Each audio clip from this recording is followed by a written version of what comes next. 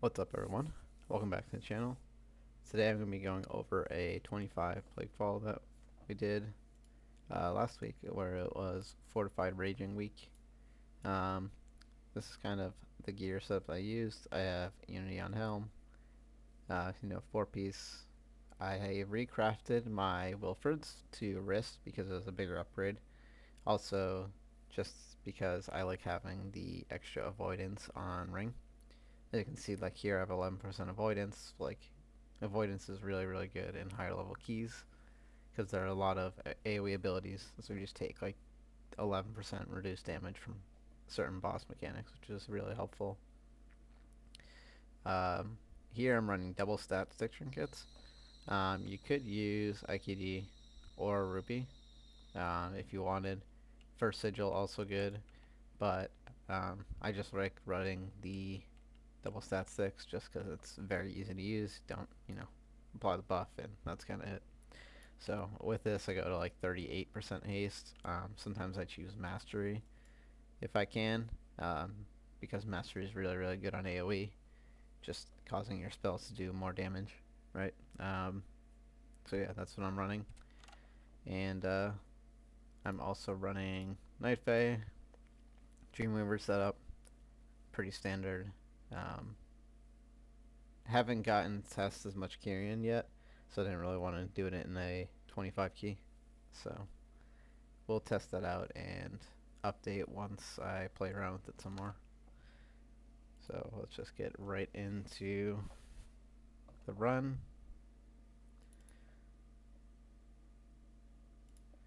So here I'm always pre-casting because you can go into a pull with a free rain of fire proc. Um, Here I just went in with 9 stacks because the stacks do persist. So you can see in the top right, like I still have 9 stacks on my buff, right? On my tier buff. So actually go speed it up a little bit because this is just the normal route of invising. So I'm waiting till all the slimes get pulled together, dropping Inferno, setting up some immolates, and then I'm just rain of firing. And as you can see, the nerf really didn't hit too much. Still have pretty fine shard gen. I just have to use conflags and fill in with some incinerate sometimes, but I'm still doing 100k overall on big pulls. Here we're just doing the Plague Belcher. We are skipping the second Plague Belcher just because they have so much health on a 25 Fortified, so it's really not worth killing them since you have to kite them around and use a lot of CC and stuff. So we're just going to pull a different pack here. So just kill this guy, moving through. We're working our way towards the ooze, so we have it for the buff on the boss. I'm just using my Infernal on cooldown, just popping literally everything whenever I can. Got potted here. So we're just making our way towards the red ooze. So, as usual, we're pulling the red ooze onto boss. Here I am trying to get my free Chaos Bolt. So you can see I got that proc ready to go for the boss, and I'm building up to 5 shards. So once this dies, we pull boss. I'm popping my Soul Rot right away, so that way I can get full value out of it.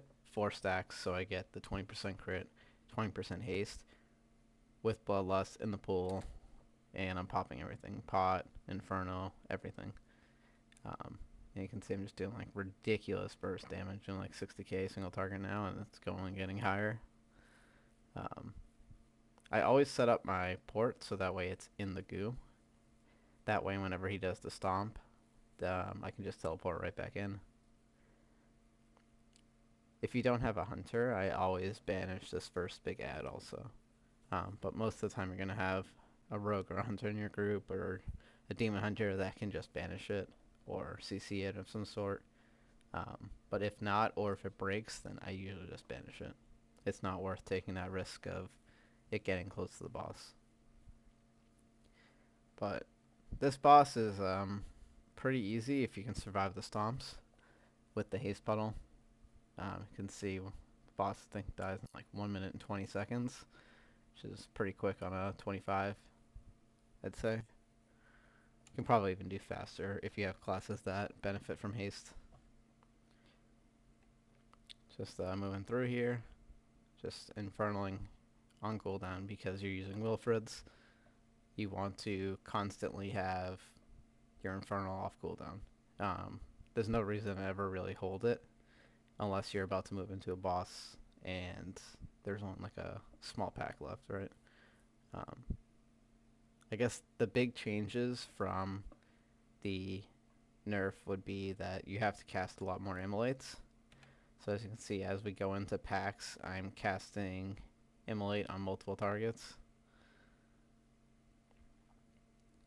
Also like havocing and trying to use the soul rot buff to kind of ramp up quicker because our ramp up is a little bit slower because we're not getting as many shards back. So you definitely want to use that to get more shards, and just also benefits from the 20% haste buff. So just killing all these guys here. Once again, just infernaling on cooldown because there's no real reason to hold it. Killing all these slimes. Actually ended up dying to the disease thing here.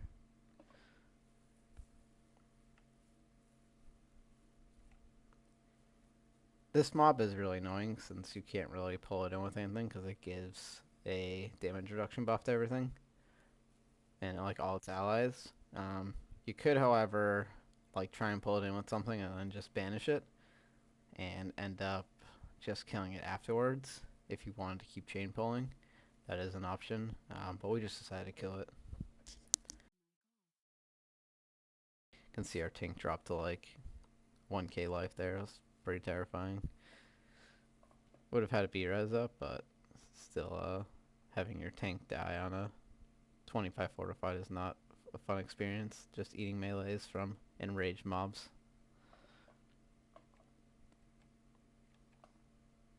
So we're just going through here.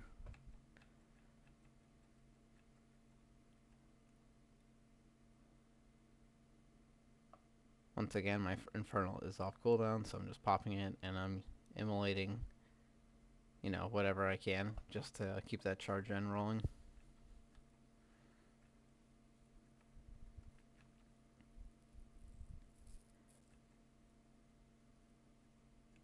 So here we had our group go and pull, our hunter go and pull all the mobs basically, so that way we can stack them with the Plague Belchers. You've probably seen this pull in MDI, but you grab the pack on the left and you grab the Plague Belchers as they spawn, and you're able to just like stack them up and delete them. You can see like the whole pack just immediately dies because they all get hit by the AoE. So that's a really good time save. That saves you probably a minute, maybe 2 minutes when it comes to higher level keys. So coming over here and pulling these two. Once again, my Infernal is off cooldown. Just popping it, it'll be up for boss because we have that CDR from Wilfrid's. So we're just going through here. This pack ended up being a lot slower than we wanted to. We ideally would get this Plague Binder down and this Red Ooze down to about half health as the boss jumps, but as you can see they were like pretty high health. So we got them a little bit lower. Once they were dead, you know, I just went and pulled the boss.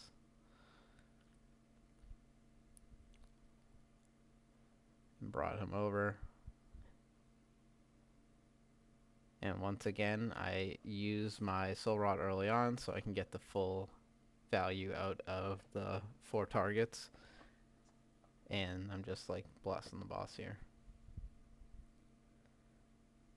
Ideally, when the boss jumps, you are able to hit him while you're in the haste puddle for the third one.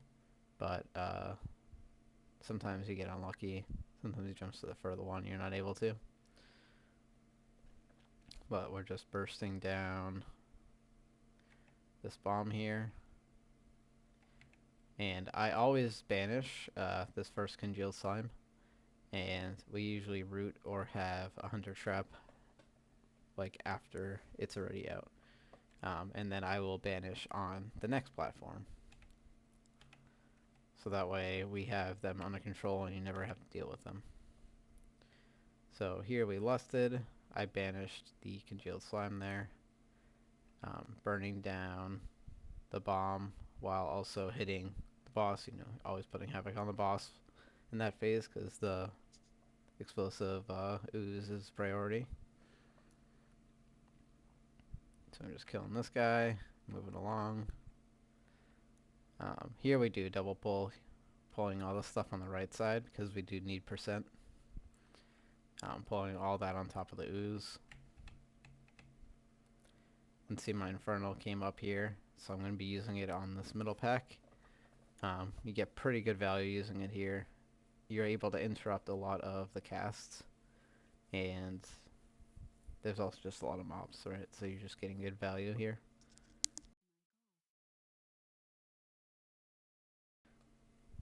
And once these go down, we're moving over to the third boss. We're pulling these two because we need the percent. Pulling it onto the ambusher. It is worth CCing the ambusher to stop the stealthlings, but sometimes you just may not have stun ready. You could sit there and spam fear it, basically out of its cast until it casts something else. But you're also losing a lot of damage just sitting there spam fearing. So I think I do stop a few of the casts on this one.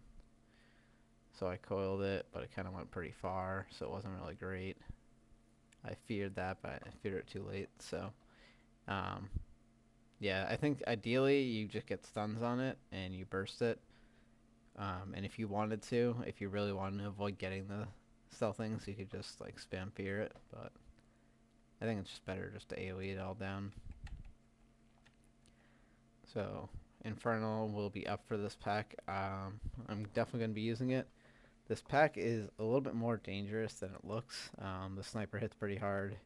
You also have the ambusher, spawning stealthing and stuff jumping around, so it's definitely worth using your cooldowns here, even if it's not up right away for boss. So I think I get my Infernal down to a minute or so, maybe less, yeah. So see, Infernaling there was actually the play since it's going to be up in like 15 seconds or so. So a few casts on the boss and you'll have it up. So same thing, I'm soul rotting when all the relics are up, so I get maximum value out of the haste and crit buff. Infernaling when it's on cooldown. And here I'm just waiting for all the ads to get kind of close together and then I'm just rain firing. These ads can be pretty dangerous for your tank if they stay up for a while, so it's worth it just to AoE them down. It's also a pretty good fight onto the boss because you're able to cast so many more rain of fires with multiple targets. Also here, you know, once Soul Rot's coming up, you definitely want to have it when there are 4 targets up to get that extra buff. So if your Soul Rot is coming up on off cooldown when the ads are out, it is definitely worth holding, you know, 5 seconds, 10 seconds, whatever, to get that full value. So as you can see here, like mine just came up, and you pretty much get it for like every other set, maybe every third, but you just get really good value out of the Soul Rot, haste buff, and crit buff here. So we're just focusing boss here. We're finishing it off, clearing our way through. This part is like super free for destruction. You're just able to rain of fire everything before it even comes anywhere close to touching you. So we're AoEing this pack, and I'm just AoEing on to the next pack. And all this stuff dies like very, very quickly because these mobs are very slow moving, and so they're just sitting in your rain of fire.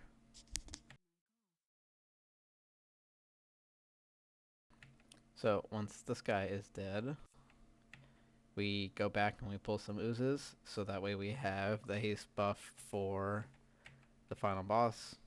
So we kill these two, and then we are dragging the ooze all the way down to the boss. So we're just kicking it all the way down.